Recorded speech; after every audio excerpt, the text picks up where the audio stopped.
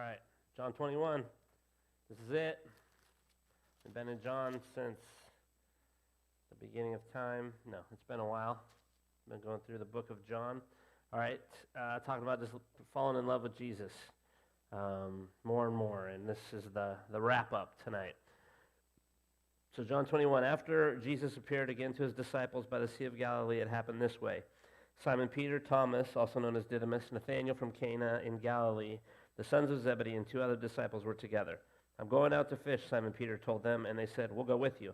So they went out and got into the boat, but that night they caught nothing. Early in the morning, Jesus stood on the shore, but the disciples did not realize that it was Jesus.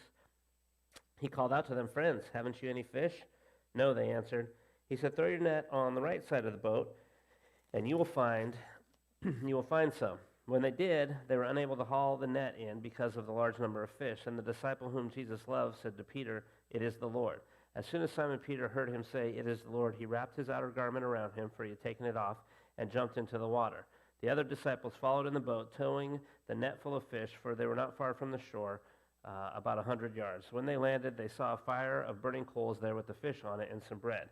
Jesus said to them, "Bring some of the fish you just caught." So Simon Peter climbed back into the boat and dragged the net ashore. It was full of large fish, 153. But even with so many, the net was not torn. Jesus said to them, "Come and have breakfast." None of the disciples dared ask him, "Who are you?" They knew it was the Lord. Jesus came, took the bread, and gave it to them, and did the same with the fish. This was now the third time Jesus appeared to his disciples after he was raised from the dead. When they had finished eating, Jesus said to Simon Peter, "Simon, son of John, do you love me more than these?" "Yes, Lord," he said, "you know that I love you."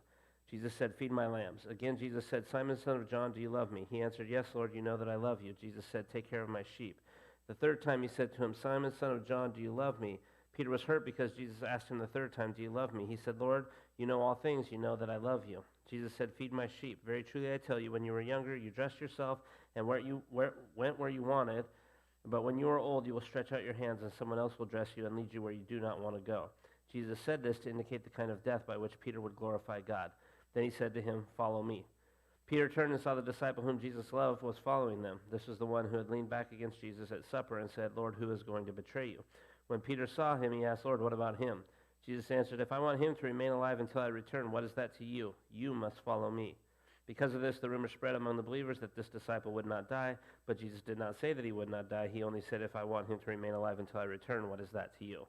This is the disciple who testifies to these things and who wrote them down. We know that his testimony is true. Jesus did many other things as well. If every one of them were written down, I suppose that even the whole world would not have room for the books that would be written. And that's a lot of books. Okay, so here's the deal.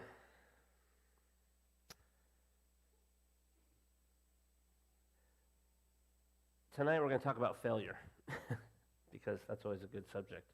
I read this poem.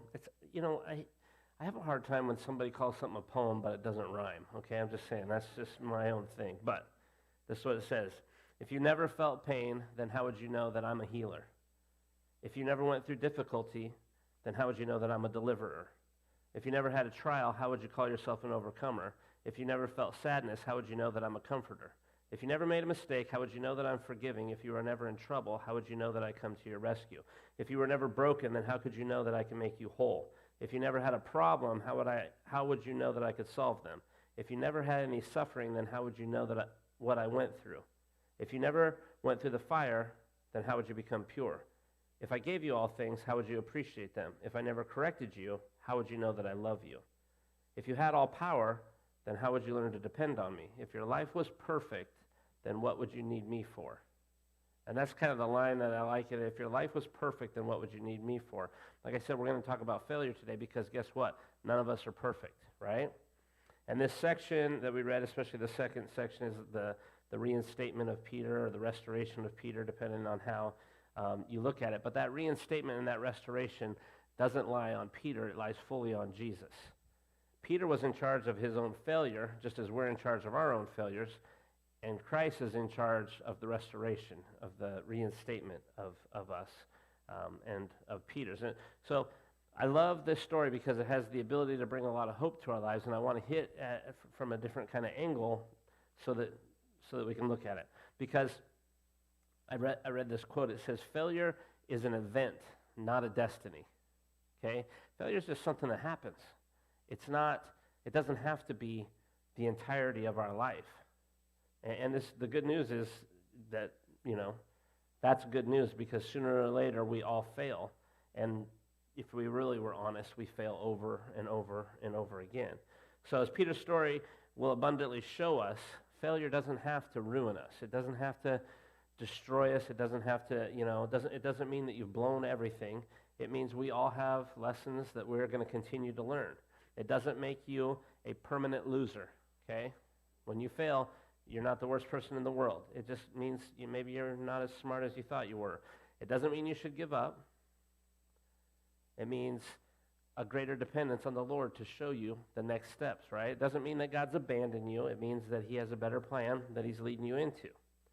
So I think that sometimes it's hard for people to truly appreciate Peter unless you've really, really screwed up bad. You know what I'm saying? I think if you've really, really failed bad, then you have a greater appreciation for Peter.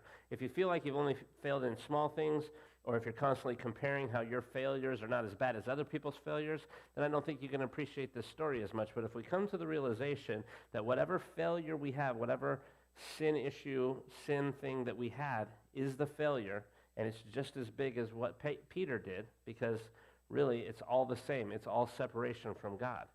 If we can grasp that shame that we sometimes have of a failure, or a repeated failure, or a failure that changed the course of your life or whatever, then I think this story you can get a lot out of. Because when we failed, especially when we failed those that we love the most, sometimes our mind starts running away with it, right? We get embarrassed, or anger, or fear, or shame, or despair. Sometimes we feel dirty or unworthy because we act foolishly. And when we've hurt people deeply, we want to know if they still love us, or if we've just blown it forever. Will they ever forgive me? Can I ever forgive myself? And with people, who knows? Because people aren't perfect. But with Jesus, the answer is always yes, that he forgives us. Yes, that there's grace and mercy every day. And Peter never forgot what happened when he denied Christ, okay? As long as he lived, he never forgot that night. There's a couple different traditions. One tradition says that every time he heard a rooster crow, he would start weeping. I don't know if that's true or not. There's another one that says also that he would wake up every night and pray during the hour where the same time that he denied Christ 3 times. He would wake up every night and pray during that time.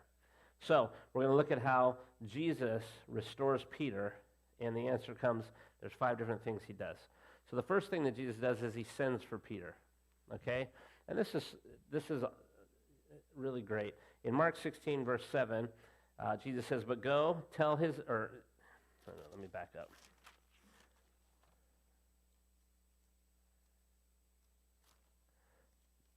Mark 16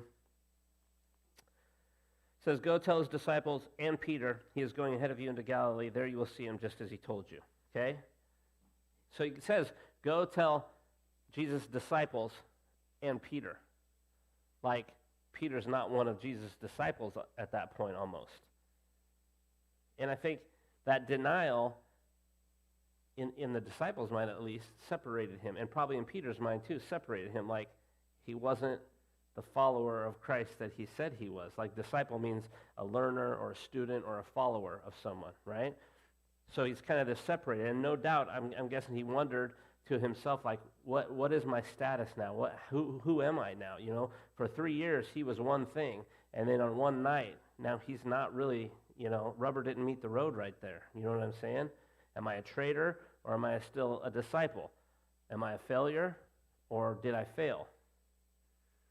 And we always look at the whole rooster crowing failure, but really we got to take note. There's a series of events that happen where Peter really jacks it up, okay? So Peter failed in the upper room, right? When Jesus is like, hey, I'm going to wash everybody's feet. What did Peter do? No, Lord, you'll never wash my feet. He gets this grandiose thing where he's like, no, you're not going to wash my feet, right? And then later on he brags about his courage. Like, even if everyone else deserts you, I'm not going to desert you, right, at the Last Supper. Then Jesus goes out to pray, and he takes a couple of his disciples with him into the garden, right? He goes off to pray. What do? Peter being one of these guys, they fall asleep. Another failure right there. Then they come to arrest Jesus, and what's Peter do? Tries to take matters in his own hands, cuts off the dude's ear, right? And then Jesus is like, put your sword away, knock it off. Another failure. So we always look at this rooster crowing thing as this is the failure, but Peter was screwing it up really bad for quite some time at that point, right? Gets down to it, and, comes up to, are you one of those men who are with Jesus? And Peter's like, Jesus? I don't know Jesus. Didn't I see you with his disciples? I don't know the man, right? The third time, aren't you a follower of Jesus of Nazareth? And he begins to swear. And he's a fisherman, so he knows how to swear, right? And he says, I tell you, I don't know the man. And then the rooster crows. And then moments later, there's an account in Luke 22, Jesus is brought out from his trial before the high priest. And it says, the Lord turned and looked straight at Peter. Peter's in the courtyard. The Lord turned and looked at him right after the third time he denied him. And then Peter remembered the word the Lord had spoken to him. Before the rooster crows today, you will disown me 3 times. And it says, and then he went outside and wept bitterly. Right? After all of that, Jesus still sends for him. Jesus still calls for Peter. He doesn't write Peter off as a permanent failure. He doesn't put him in like a biggest loser category and he's never going to get back. He still has plans for Peter, plans to give him a hope and a future, plans to restore him, plans to give him more chances, because that's who Jesus is. And that's the same thing for each one of us. It doesn't matter how many times you failed, he is calling each of us. He's sending for each of us, saying, come on, let's go. You failed, now let's go. We got stuff to do, right? The second thing, Jesus meets with him. Jesus met with him. Where did Peter go immediately after he denied Christ? Don't know. We don't know. There's no account for certain because the Bible doesn't say. I'm going to guess. I'm taking some guesses. I'm taking some creative license here. I'm going to guess that Peter did what most of us do when we've blown it big time, and that is separate as far as we can from Jesus and from anybody who knows us. Basically, we try to get away from people because we let a bunch of people down and we just don't want to see them. We don't want to be there. We don't want a reminder of what we did, right? I can't see Peter going, oh, let me get around those 12 guys again, right after the rooster crowed and all of them heard it. I'm sure Peter's not like eager to get around those guys to have them say, dude.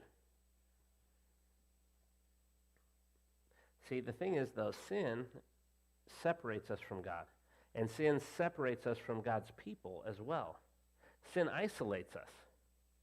And we do it, and we fall into the trap. We sin, and then we self-isolate away from God. We stop, we back up, and then we self-isolate away from other people too. We hole up in our houses, or we don't, we miss church a couple times, or this or that. It's like we try to separate, and the enemy does that. He helps you do that, and he helps for you to think, and he tries to convince you that because you've made this stupid mistake, this failure, nobody wants to be around you. You're not as good as everybody else that goes to church. You're not as good as all these other Christians, but guess what? None of those other Christians are that good either. But we spend our time in this miserable prison of self-imposed solitary confinement. And it's horrible. And I think that's what happened to Peter that weekend. Wherever he was, I think he must have felt super alone. Now, it was self-imposed, but still, that feeling was there. Probably more alone than he'd ever felt before. The last thing that we're told is after Jesus looked at him, Peter leaves there weeping bitterly. We're not told where he was during the crucifixion on Friday or during the burial late in the afternoon, and he probably went to some lonely spot, probably replayed his actions over and over and beat himself up. I mean, I'm just going by what I would have done, right? What made me think I was so much better than the others? How could I have been so stupid? I am one pathetic loser. The thoughts that go through our head. What was I thinking? Now we find the answer, what does, the bigger question would be, what does Jesus think of him? And we know the answer to that question is the fact that Jesus made a special appearance to Peter sometime on the resurrection day. And we don't know where or when precisely, nor do we know how long the meeting lasted, but twice in the New Testament it mentions the meeting took place. In Luke 24:34, it says, "It is true, the Lord has risen and appeared to Simon." Okay, and then in 1 Corinthians 15, 4 and 5, it says, it's telling about the truth that he was buried, that he was raised on the third day according to Scriptures, that he appeared to Peter and then to the 12. So there's two different accounts where Jesus met with Peter, and we don't know what happened at those meetings. We don't know what went on. But he chose that. And that's super encouraging to me, because he goes to meet with Peter and then the other disciples. To me, that's amazing grace. That's Jesus going, let's see, who screwed up the worst? That's who I need to meet with first. That's who I want to talk with first. There'll be no public humiliation. Since Peter denied Christ, things got to be settled between them. And there's this wisdom and this grace. I think Christ comes after Peter and doesn't wait for Peter to make the first move. And I think he does the same thing for us. When we're all holed up in solitary confinement, he comes to us, and he's drawing us out of that. And I think he always does if we're listening to him. All right, then, Jesus challenges Peter. And he has to make things right. There has to be some stuff, and this is where we come to John 21.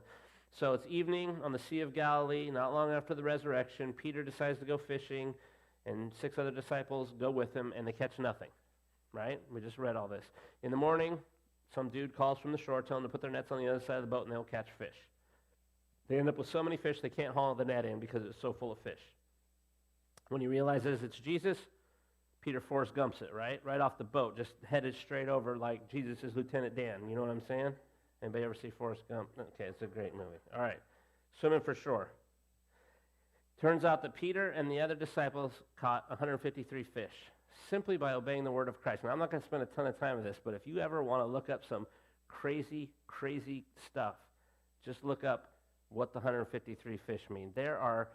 You can only imagine the amount of, hang on. I kept some of them because I wanted to, yeah, here it is. One thought is that there are 10 commandments and there's 7 gifts of the Holy Spirit. So that's 17, right? And if you take the numbers 1, 2, 3, and you add those up all the way to 17 equals 153. I know, that's crazy, right? There's another one that has to do with Pythagorean, Pythagorean's theorem? Pythagoras, that's his name. There's a whole other one that's about him, that he's got these 2 circles that meet together, and there's a shape of a fish, and all the angles add up to 153, or the square root of 3 has some denominator, something. Then there's another one that talks about 153 written in base 120 equals 18,000 something, and it's just like, what are you talking about, right? So as I was going through these, I was like, do people believe this? And then I found the one that I would say has to be the truth. John specifically puts out 153 fish as the exact amount because fishermen are liars. They lie all the time about how big the fish were and how many they caught. And John's like, look, we got to put it in writing exactly how many so these people will believe us when they read this. That's my theory. All right. So, Christ, the funny thing is that these guys are out there fishing and Jesus is on the shore watching them. Why didn't he speak up earlier, right? Why does he allow these guys to fish all night and not catch anything? And I think that the answer lies in the fact that they had already planned to fail and they weren't going to listen until they actually failed, these guys. And you might think, how do you think they planned to fail? Because they didn't have Jesus with them. They went out to do something without God. That's a plan to fail right there. When we decide we're going to go do something and God's not involved in it and hasn't been involved in it and we didn't ask him what was going on or what we should do, when we just say, I'm going to go do this, you're planning to fail. And it's not because we have to, it's because we're choosing to fail. And I'm thinking, this guy on the shore, if he would have spoke up sooner, they probably would have rejected his advice. Like, we know what we're doing. We're fishermen. We don't need this. But you let the night pass and the sun come up, and they're finally ready to listen to someone. Now, luckily, they're listening to the voice of the Lord. So they're out there working without Jesus, and that's where the failure comes in. And unfortunately, we do the same thing sometimes. You ever try to do something without Jesus? You ever just have an idea and you're going to run with it? But then later on it goes really bad and you realize, oh man, I didn't even pray about that. I didn't seek counsel. I didn't ask anybody. I just was running with it, right? The Lord allows us to fail in our own strength so that we can learn it's only by his power that we can succeed. These guys fished all night and failed on their own strength. And in one word, Jesus is like, put your net down on the other side. Success. And I think the disciples and I think us, I think if we're smart, when we fail, what that teaches us is a greater dependence on Christ for our victories. And sometimes it takes a huge failure to finally wake us up and see our need for Jesus. And really, I think when Jesus shouts out there like, hey, put the net on the other side, what he's saying to Peter and the other disciples, what he's saying is, will you obey me when it doesn't even make sense? You got some guy on the shore, you've been fishing all night, you know what you're doing, you don't know this guy, and he's like, hey, put your net out on the other side. It's like, will we obey even when it doesn't make sense? Because it's the same question the Lord asks us every day. Will we obey when we think we have a better way? Will we obey when we think we know what we're doing already? Will we obey when the way forward seems unclear? Will we obey when our instincts tell us we should do something different? Are we going to obey? And most of the time, I think the answer is no. And it seems like the only time we actually do obey is in the same sense as these guys, when we've exhausted every other resource that we have, when we literally have nothing left, and then we're like, okay, now we'll obey the Lord. How crazy is that? Why don't we just obey him on the front end? Why don't we just listen to God and do what he says at the beginning? They could have went out and, God could have sent them out. They could have fished. They could have came back. They could have slept that night.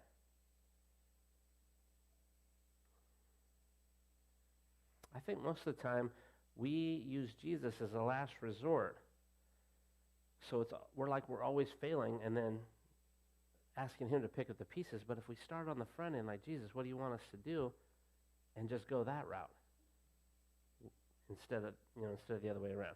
So then, number 4, Jesus reinstates Peter. After breakfast was over, Peter and Jesus, they're talking. And this is the part of the story most of us know best, the 3 different times that Jesus says to Peter, hey, do you love me? And Peter says, you know that I love you, right? Peter and Jesus have this conversation. First, just so you know this, they have it around a fire. It's technically, the word is a charcoal fire in verse 9. And that particular Greek word for charcoal fire is only used in one other place in the New Testament. And that was in John 18:18, where it says, it was cold, and the servants and officials stood around the charcoal fire that they made to keep warm. Peter was also standing there warming himself. Same place, the same kind of fire that Peter denied Jesus is the same fire that Jesus had lit that morning to go, right? By one fire, he says, I don't know him. By the other fire, he says, you know that I love you, Lord. One charcoal fire, he denies Christ. The other one, he's restored by Christ. So several questions come to mind as I read this passage. Why did Jesus ask Peter 3 times, do you love me? I think the common answer is because Peter denied him 3 times, so there's the reinstatement. Why does Jesus do this publicly with all the other disciples at this point? Obviously because Peter publicly denied him. And the other disciples needed to hear Peter openly declare his love for Christ, because without hearing that, I think there would always be this, what's going on with Peter kind of deal, right? This man that had been so boastful and sure of himself and confident is now coming to the place of being humbled. So the first question, do you love me more than these? I think that's a subtle reminder to Peter. Like, do you remember when you said, even if all of these leave you, I will never leave you? Jesus is now saying, hey, do you love me more than all of these? But even in Peter, at that point, had gained some form of humility out of this, because he didn't say, I'm going to love you more than all of these. He just says, Lord, you know I love you. That's it. It's not a comparison anymore. It's like I see Peter learning, in the process of this. And it's like, as he's doing this isn't, I don't see it as like a reprimand or anything like that. It's completely a restoration. It's completely getting rid of Peter's guilt and shame by dealing with it openly. Christ, he doesn't try to make Peter feel guilty or humiliate him. He doesn't ask him if he's sorry for what he did. He doesn't try to make him promise to do things better in the future. It's just, do you love me? Peter needed to see the enormity of his sin and needed to hear Jesus ask those questions, and then he could grasp at that point the magnitude of Christ's forgiveness. The whole thing is not about how good of a job you're doing. The whole thing isn't about, did you get it done? Did you not get it done? Did you do something right? Did you not do something right? Jesus doesn't care about that as much as, do you love me? That's what's important. The things that we fail at, the things that we mess up, the things that we do and don't do, yeah, we got to deal with those. But it really always goes back to the love, right? So this passage gives us 3 qualifications for those who would serve the Lord. The first one is love. The second one is love. And the third one is love. Those are the qualifications. If we're going to serve God, those are the qualifications. Okay? So he asks this question 3 times. The third time, Peter's heart is grieved, right? And he blurts out, Lord, you know all things. You know that I love you. And I think with those words, when he says, Lord, you know all things, he's renouncing his own confidence, his own self-confidence in the upper room where he acted like he knew everything. He's now stepping back and going, look, I don't know anything. You know everything. You know I love you. You know everything else too. I don't know anything. And I think, as Jesus does this and as Peter accepts it, does it produce the desired result? Yeah. I never read anything in the Bible where Peter denied Jesus again. I mean, he still makes a few mistakes here and there, but, just a few days later, he leads 3,000 people to Christ and standing up in the midst of a bunch of people who just killed Jesus and saying, hey, you guys just killed Jesus. And they're like, okay, we should believe in him now, which is a whole nother time story. 5th thing, Jesus re-enlists him, okay? Church tradition says that Peter was crucified upside down when he died in Rome, because when they went to crucify him, he said, I am not worthy to die the same death as my Lord. So he asked them to crucify him upside down, which I don't know what that would do, but that seems bad, okay? Either way. Goes through, and, the thing that we have to remember is, Peter has always been one of my favorites. And I don't think I'm the only one. I think we can all relate to Peter because he's kind of brash. He makes silly mistakes. He says dumb things all the time. Anybody else relate to Peter a little bit? He's just rough around the, thanks, Joanna. He's just rough around the edges, right? And I think, like, for me, I look at Peter, and sometimes I look in the mirror, and I'm like, I'm just like that sometimes. Not the good side of Peter that's leading 3,000 to Christ, but the side that's doing dumb stuff back in the day, like, never, Lord.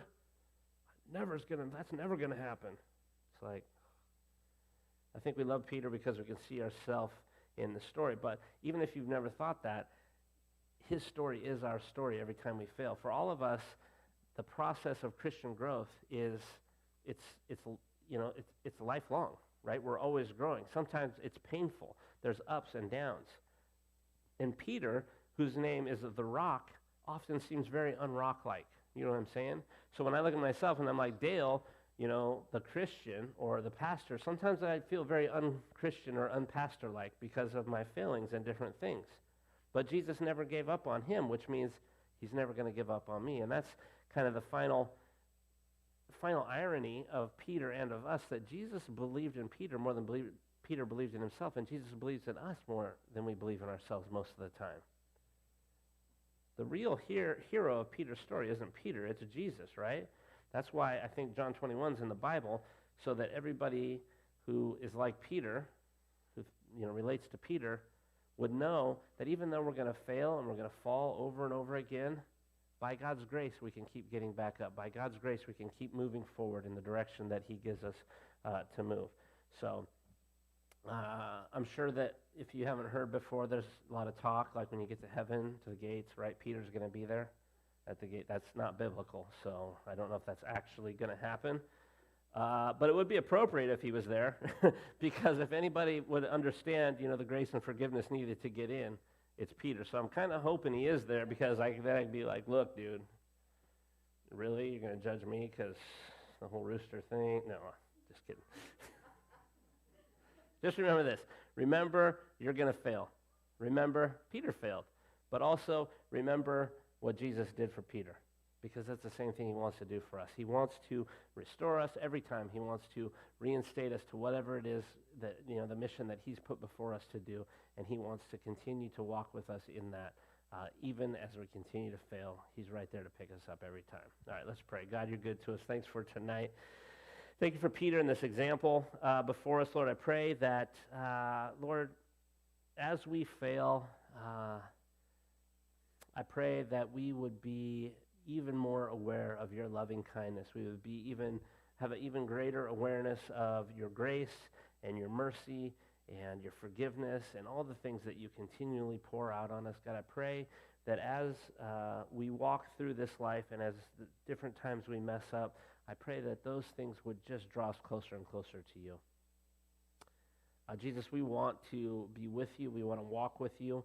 We want to do what it is you called us to do. I pray that we would not have you as a last resort after everything goes wrong, but God, that we would lay everything that we have at your feet and allow you to lead us and guide us in whatever it is you want us to do. Father, we love you and we thank you for this night. I pray blessing on these guys. God, you're good to us, and I look forward to whatever it is you have for each one of us to walk in tomorrow and the next day and the next. God, just continue to lead us and guide us and help us to follow your will. We love you, Lord, in Jesus' name. Amen.